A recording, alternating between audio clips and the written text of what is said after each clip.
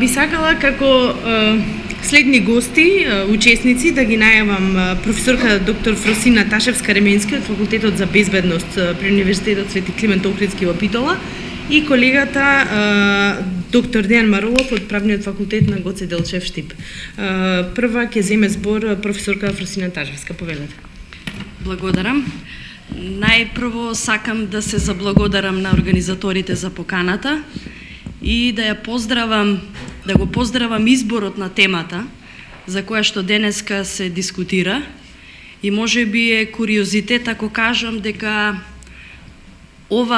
изборот на оваа тема за дискусија е прва меѓу универзитетите во Република Македонија после 7-8 години наназад.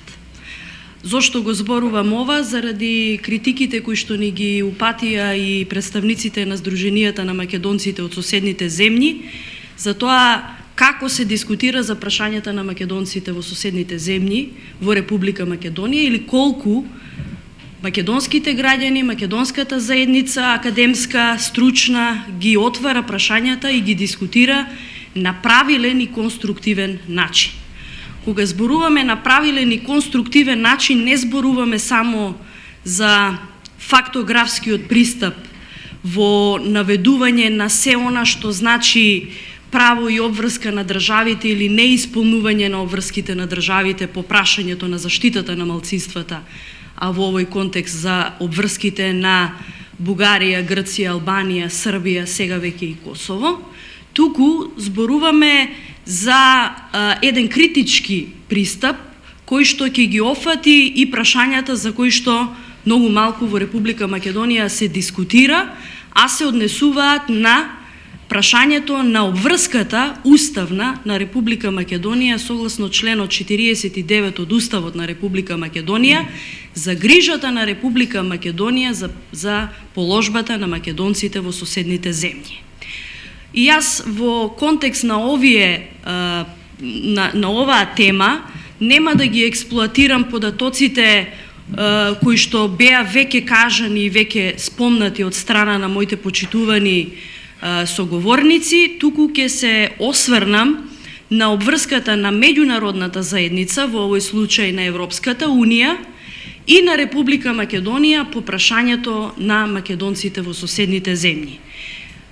По природа припаѓам како социолог на онаа група на критичка мисла на Фуко и најчесто, можеби не често, меѓутоа сум погрешно разбрана кога повеќе акцент ставам на критиката, но не и на пофалбата.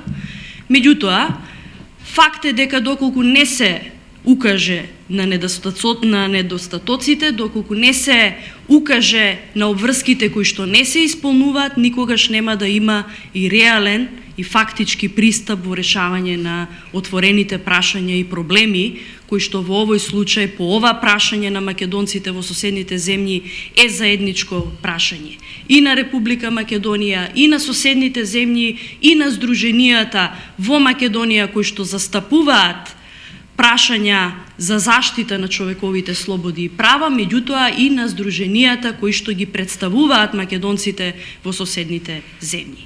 Овие теми бараат една широка, стручна, социолошка, политичка, правна дискусија за да ги отвориме прашањата на вистински начин, а не да ги ставаме во политички контекст за дневно политичко поентирање, секогаш во случај кога треба да се аргументира одредено прашање во меѓународната заедница, односно да се нотира или да се стави под тепих. Ова го зборувам најодговорно, затоа што имам впечаток дека во Република Македонија прашањето за македонското малцинство во соседните земји се отвара за дневна политика, секогаш кога ќе се отвори прашањето за спорот за уставното име со Грција, кога ќе се отворат идентитетските прашања и новите политички обврски на Република Македонија за негување на добрососедските односи, секогаш кога меѓуетничките односи во Македонија ќе достигнат една критичка точка, кога зборувам меѓуетнички, мислам односите помеѓу албанците и македонците, ќе се спомне прашањето на македонците и барањето на реципроцитет во Република Албанија и се така се вртиме некако во круг, меѓутоа прашањата остануваат отворени. И за жал не ги затвараме, туку го продлабочуваме јазот помеѓу мостовите кои што треба да ги градиме. И тука имаме одговорност сите. Има одговорност академската заедница, имаат одговорност граѓаните, но најголемата одговорност е на државата, односно на политичката власт која што ги креира политиките кои што ги води државата. Во Република Македонија за прашањето на македонското малцинство се зборувало и ќе се зборува. Знаете, одредени прашања во Република Македонија не се врзуваат со темата, туку се врзуваат со личностите кои зборува за тие прашања.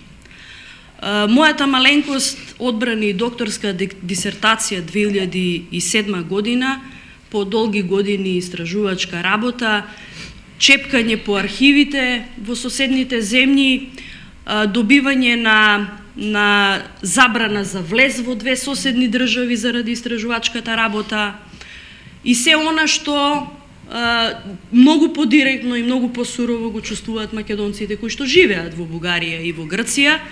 На дел од луѓето кај кои што сум гостувала имале реперкусии после моето заминување и така натаму.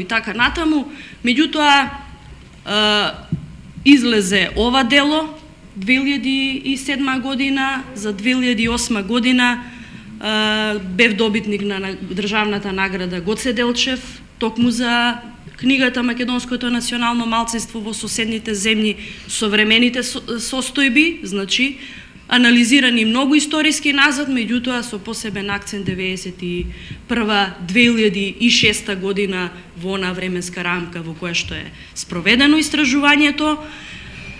Од интерес за Република Македонија, можам да кажам, барем за оние активности кои што јас како академски граѓани сум ги имала по прашање на оваа тема за која што денеска зборувам, повеќе од 25 радиоемисии во емисијата Спектар со Снежана Димовска и секоја година во делот на толкувањето на извештаите на Европската комисија за соседните земји, кога се зборува за прашањата на македонското малцинство во соседните земји. Колку слушаме радио, колку читаме книги, тоа е веќе прашање на индивидуален интерес. Дел од академската заедница и стручната јавност ме препознава повеќе по безбедносните прашања, меѓутоа мојот матичен интерес истражувачки е положбата на малцинствата генерално, но посебно на македонското малцинство во соседните земји. И да не должам многу, сакам само да ја образложам методологијата по која што е работена книгата, бидејќи барем она 15 члена рецензиона комисија која што ја оценуваше во обемниот рецензионен извештај, вели дека ова е една енциклопедија по однос на фактите и бројките за тоа што представува, односно каква е положбата и бројната состојба на македонците од на крајот на 19 век и почетокот на 20 век. Работена е по методологија за оценување на положбата на малцинствата врз основа на индикаторите од Рамковната конвенција за заштита на национални малцинства на Советот на Европа како единствен мултилатерален правно обврзувачки документ од Советот на Европа, која што стана обврска од 98 година, откако Советот на Европа ја донесе, обврска за сите членки на Европската Унија, меѓутоа и за сите аспиранти кои што сакаат да пристапат во европското семејство, дека мора да ја ратификуваат, да ја подпишат, да ја ратификуваат и да влезе во сила. Влегувањето во сила на Рамковната конвенција за заштита на националните малцинства, која што во својата основа ги вклучува сите меѓународни акти за малцинските прашања пред Декларацијата на Обединетите нации за припадниците на малцинските заедници и се она што значи меѓународни акти за индивидуалните човекови слободи и права, ги обврзува државите да направат сериозна структурна нормативна реформа за подобрување на заштитата и гаранциите на малцинските права. При тоа, давајќи им слобода на државите да изберат дали, односно и на граѓаните кои што се директни корисници на одредбите од Рамковната конвенција, да изберат дали заштитата ќе ја бараат како индивидуалци, односно како индивидуални права, или како припадници на групи, односно како колективни права. И ќе прочитате во сите учебници по меѓународно право за човековите слободи и права, во меѓународните односи и сите документи кои што ги регулираат прашањата на малцинските права, нема дефиниција за национално малцинство. Никаде. Во ниеден документ. Нели? Познато ни е дека секој нормативен акт почнува со еден речник, односно еден речник каде што ги дефинира категоријален апарат кој што ги дефинира по имите, меѓутоа и Рамковната конвенција и другите меѓународни правни акти за човековите слободи и права немаат дефиниција за национални малцинства, но во препораката од Обединетите нации за малцинските јазици постои една општа рамка за она што се подразбира под национално малцинство и таму се препознаваат луѓе кои што се разликуваат по вера, јазик, традиција, култура. Тие се бројно помалку од мнозинското население, живеат на одредена територија или сегрегирани во одредени делови на државата во која што живеат, или пак се расеани, односно се вткаени во низ населените места на целата територија на државата и во основа тие се државјани на земјата во која што живеат. Тие не се државјани на земјата за која што се повикуваат дека припаѓаат како национални малцинства. И од тука е можеби и првиот проблем зошто Рамковната конвенција во соседните земји различно се применува и различно се толкува. Република Грција ја потпиша Рамковната конвенција, но никогаш не ја ратификува. Таа е единствената земја членка на Европската Унија која што не ја ратификуваше Рамковната конвенција, бидејќи читањето и имплементирањето на одредбите од Рамковната конвенција ја враќа историјата на Македонија од 1894 година, односно на првиот попис за кој што зборуваше и почитуваниот колега Димитри, каде што спомна за одредена бројка, иако таа е многу поголема од она што ја зборуваше, но ги враќа и прашањата на она што значи реперкусии по политиките кон своите државјани пред се од страна на Република Грција. Република Бугарија пак, од друга страна, ја има подпишано Рамковната конвенција, ја ратификува и ја имплементира, но ја ограничува примената за одредени групи, но не и за македонското национално малцинство, бидејќи како категорија воопшто него ни препознава во својот општествен државен контекст.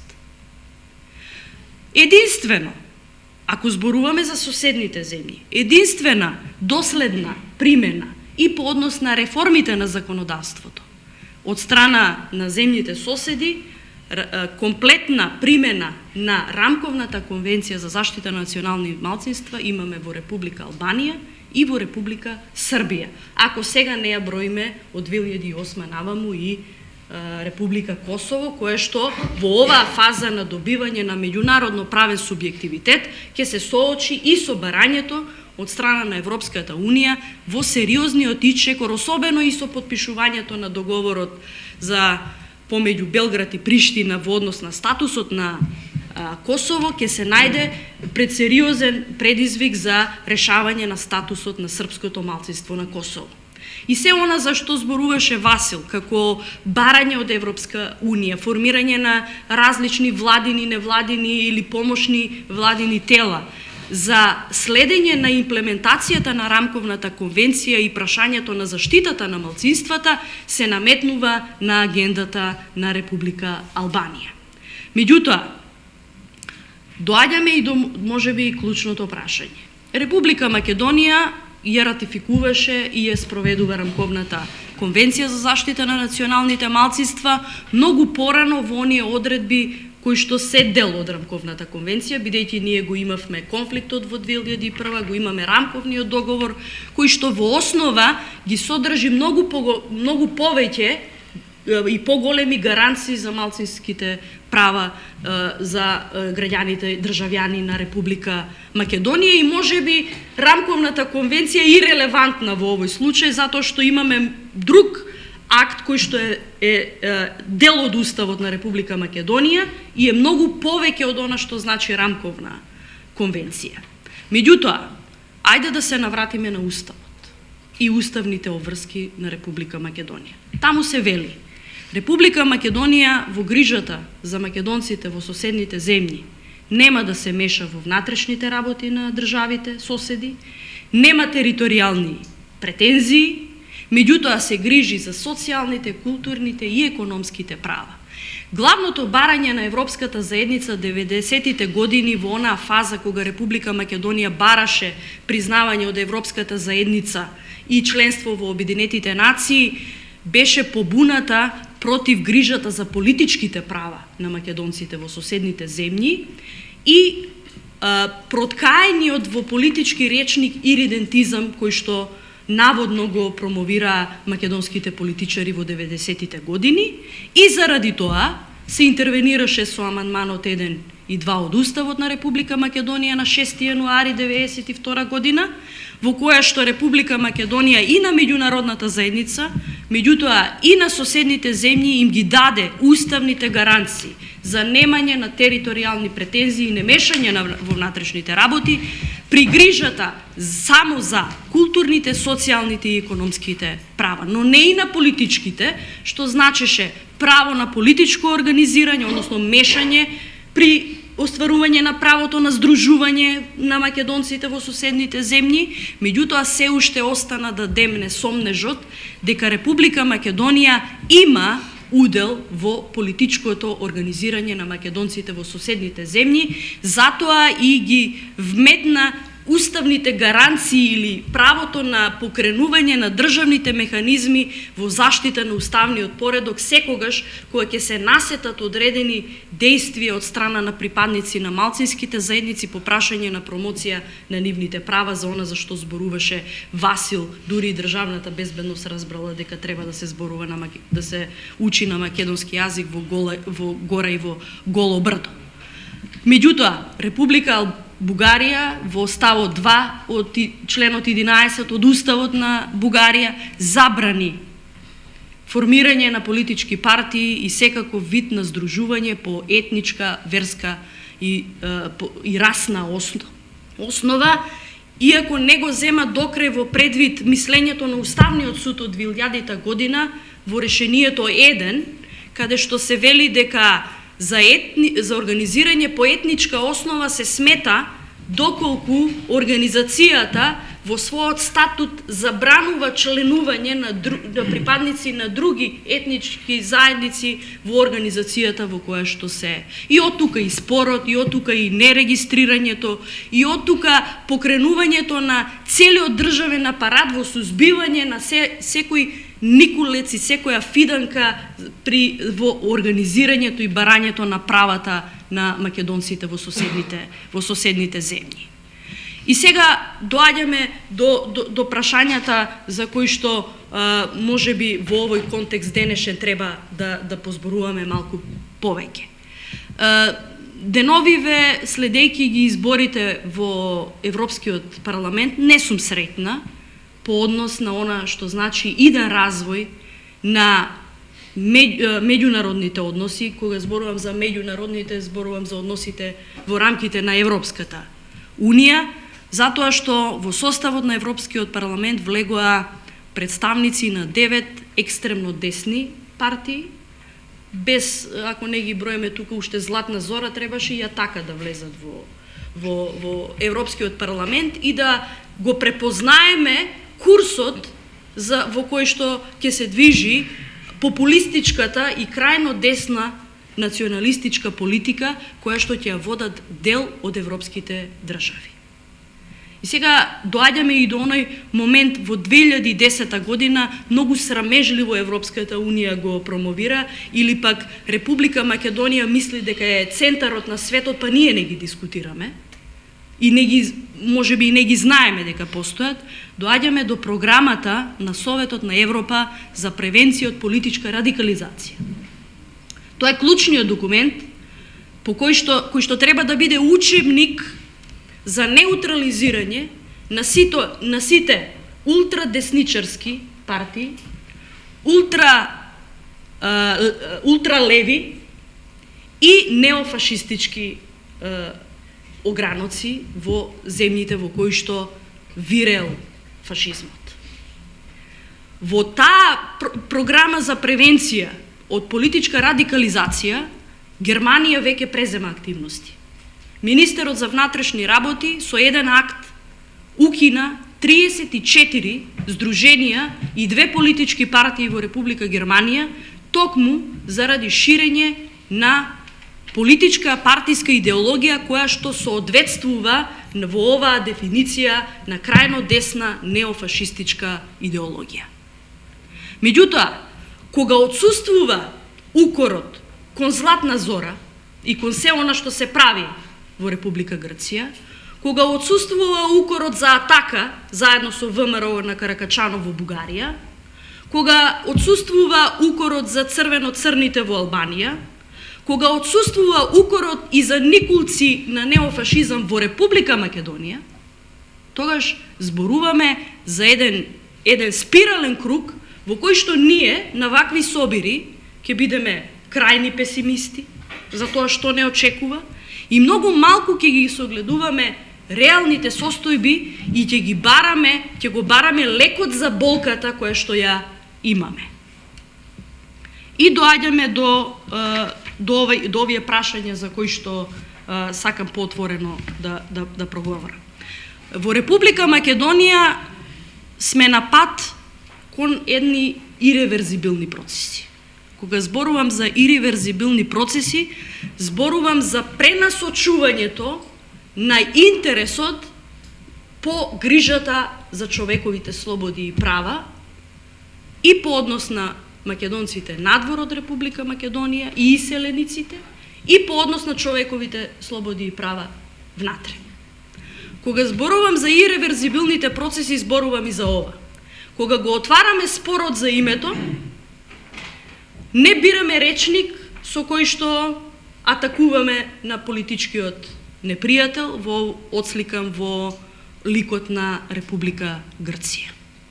Притоа, заборавајки дека во ситуација во која што сме претенденти за членство во Европска Унија и сакаме за нашите браќа и сестри во Грција да направиме нешто или да ја отвориме пат за креирање на политики за грижата по уставните одредби, ние ги рушиме сите мостови по однос на она што може и мора да значи меѓудржавна соработка по однос на тие прашања. Кога го спомнуваме прашањето за уставното име, веднаш го доведуваме во контекст идентитетот. Иако во однос на времената спогодба со Грција идентитетот воопшто не се споменува. Ние си го отворивме во 2007 година со политичката реторика, со пренагласеното кажување од 2008 после самитот во Букурешт.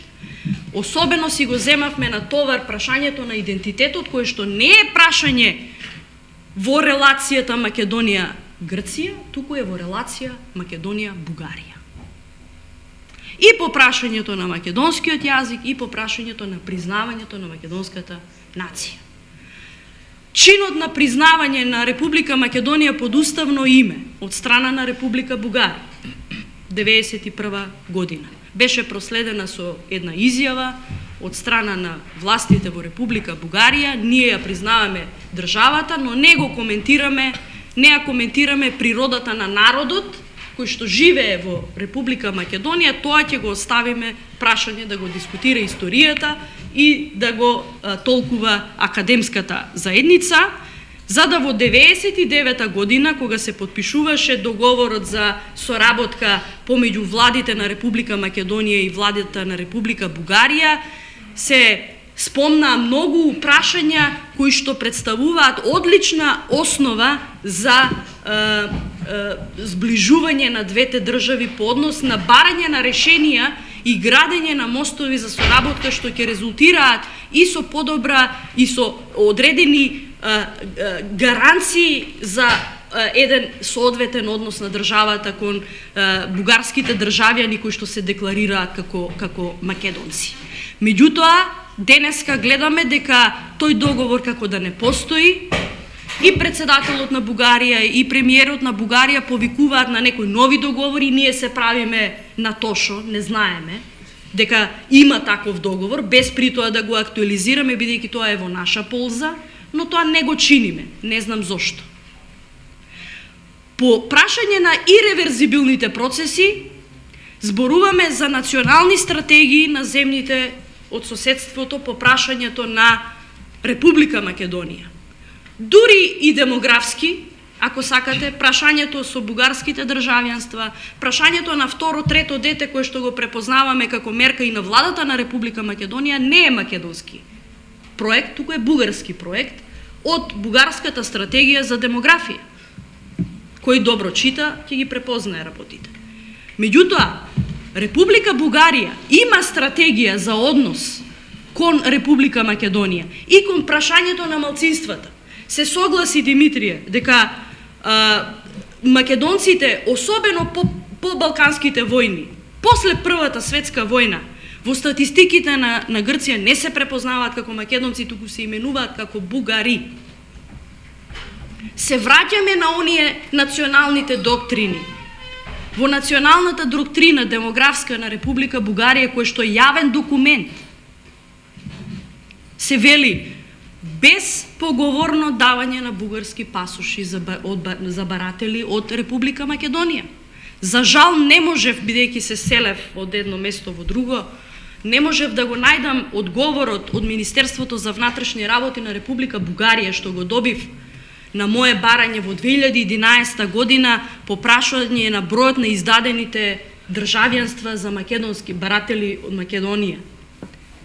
73.476 илјади 2011 година, со некоја бројка близу 3.000 во процедура. Зборувам за 2011 година. Зборуваме за иреверзибилни процеси. Ние од една страна во спорот со Грција го отвараме прашањето на името, идентитетот и го браниме, а од друга страна сопствените граѓани ги доведуваме во состојба да ги направиме трговци на сопствениот идентитет. И денес, како ги отвориме прашањата на статистика, ќе видиме дека имате повеќе бугари во Македонија, отколку што имате македонци во Бугарија, и по статистика, и по чувство, ако сакате. Престана да ме вика Снежана Димовска во емисија во 2010 година, заради еден факт што го обелоденив на македонското радио во Радио Спектар, меѓутоа за чудо не добив кривична пријава, ниту тужба за клевета. Очигледно дека податокот е точен. Европскиот суд за човекови права во Страсбург во 2010 година, во октомври месец, го испрати на Република Македонија решението, односно пресудата од Европскиот суд во спорот Ратко против Република Македонија, во која што трета страна во спорот беше Република Бугарија. Ратко доби право за регистрација во Република Македонија. Единствено нашата судика во Европскиот суд за човекови права Миријана Трајковска-Лазареска била против, со аргументот дека Ратко не ги искористил сите правни механизми во Македонија за да оствари право на жалба пред Европскиот суд за човекови права, но заради лобито кое што го имаат како што го имаат, предметот се нашол, тужбата е прифатена, пресудата е тука, имало 15 дена право на жалба на пресудата од страна на Република Македонија, меѓутоа некој го ставил решението во фиока, 15 дена помина, многу одамна, И сега прашање на време кога Ратко од Сдружение на граѓани кои што се борат за заштита на бугарскиот идентитет, корен, историја, традиција во Македонија, ќе стане политичка партија, која што многу лесно ќе влезе во системот и заради бројот на своји реални поддржувачи, но и заради етничкиот клуч, кој што во Македонија стана единствена добитна карта вие да добиете нешто, по етничка основа. Правичната и пропорционалната застапеност на заедниците кои што не се мнозинство во Македонија стана темелни вредности на уставниот поредок. И вие денес како не можете како македонец да остварите некое право, многу е лесно да остварите како друг во Република Македонија. Второто мое неповикување беше при формирањето на владината комисија за решавањето на прашањата за имотите на македонците, односно бегалците од Егејска Македонија, по она галама повторно при отварање на прашањето за спорот со името. Бев повикан од Методија Тошевски, академикот, како човек кој што и правно се занимава со одредени прашања. Јас им ги направив 10 точки по кои што требаше прво да почне процедурата за она што значи барање на. Ме повика во владата заради некои консултации како повикано стручно лице од засегнатите во случајот. И му кажав на обратниот процес по кој што тргаат и дека во овој случај тужбите пред Европскиот суд ќе бидат отфрлени и ќе се изгуби правото понатаму граѓаните да остварат право на тужба кога веќе еднаш за исто прашање веќе ќе им биде отфрлена. Не знам зошто, очигледно дека не им се допаѓаше таквото толкување, не бев повторно повикана, за да пред една година им пожелав среќа во тоа што го работат, меѓутоа им укажав дека за жал, ќе ми биде многу жал кога ќе ја слушнам веста дека тужбите се отфрлени. И така и бидна. Сите тужби од Европскиот суд за човекови права, побарателите на имотите од бегалците, македонците од Егејска Македонија беа отфрлени од Европскиот суд за човекови права и тука не се отвара веќе тоа прашање и тоа е едно нешто што загрижува. Хелсиншкиот комитет, сакам да го спомнам Хелсиншкиот комитет. Зошто? Во Република Македонија во изминатиот период имаше еден сериозен пресинг по однос на работата на Хелсиншкиот комитет, во однос на заштитата на правата на граѓаните на Република Македонија, идентификувани како, да кажеме, рушачи на владините политики. Меѓутоа, индиректно, рушејќи го имиџот на Хелсиншкиот комитет во Република Македонија, се удри и по темелот, односно по единствениот гласник за положбата на македонците во Бугарија и во Грција. Земете, читајте ги сите извештаи на Европската комисија, меѓутоа и на овие извештаи што се обврска по рамковната конвенција, единствено Хелсиншкиот комитет на Бугарија и на Грција зборува за постоење на македонци. И во Грција, и во Бугарија. И кога ударате по Хелсиншки комитет во Македонија, помислете дали тоа им оди во прилог на македонците во Грција и на македонците во Бугарија. Особено кога се пишуваат годишните извештаи од мониторингот за спроведување на рамковната конвенција за заштита на националните малцинства, затоа што на тој владин извештај следат и многу други извештаи од невладениот сектор, од здруженија кои што се занимаваат со следење на прашањата за човековите и малцинските права.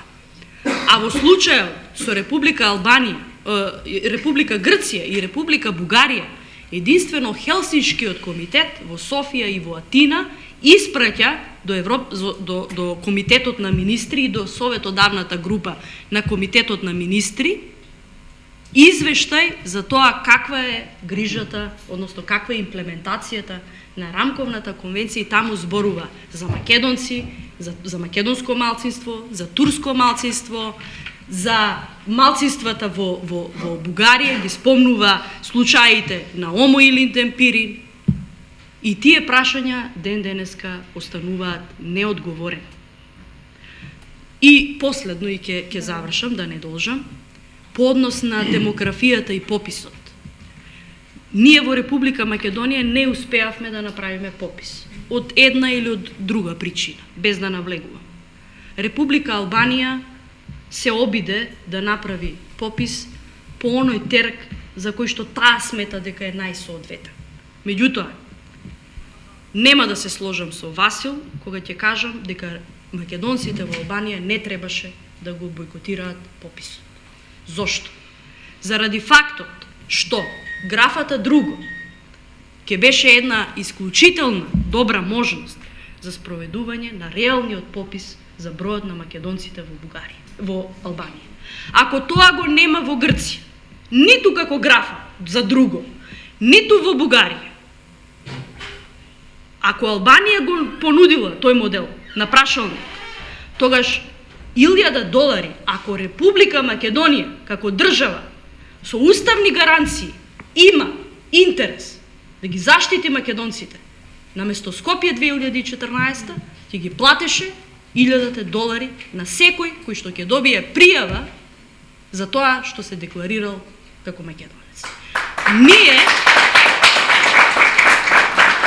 немаме национална стратегија за грижа, односно за исполнување на уставната обврска на државата за македонците. Секогаш се користи во дневно-политички интереси и се злоупотребува прашањата за добивање на поени на контото кој е тоа тука поголем патриот, а кој е тука поголем предавник. Додека така ги делиме прашањата и додека внатре не ги отвараме прашањата со вистинско име и презиме и додека не си признаеме дека антиквизацијата не им пречи на македонците во Скопје, туку им пречи на македонците во Грција. Дека бугарските државјанства и штетат и на Република Македонија, меѓутоа и на македонците во Република Бугарија. Дека прашањата на македонските државјанства во Пустец не се греф заради исполнувањето на правото на глас на граѓаните од Пустец во Македонија. Меѓутоа, се една иронија, затоа што наместо да ги враќаме луѓето со нивното знаење, нивниот капацитет да работат таму каде што живеат и работат, ние ги иселуваме од местата каде што јас му честитам на Васко, со Васко студиравме заедно, така Васко, генерацијски сме исти. Тој беше еден од студентите од Албанија кој што беше стипендист, така, студираше во Македонија, но не остана во Македонија, туку се врати во Пустец, за да стане секретар на општината и да го промовира прашањето на македонците. Тоа е за поздравување. Секој иреверзибилен процес и штети на Македонија. Добрососедските односи се морална обврска, државна обврска, ако сакате и обврска кон каузата, меѓутоа не каузата во војување, туку каузата во градење на мостови кои што Македонија ќе ја однесат пред портите на Европа, во она обединето европско семејство, каде што и реалниот сон за обединета Македонија ќе стане реалност, кога границите ќе се релативизираат. Благодарам.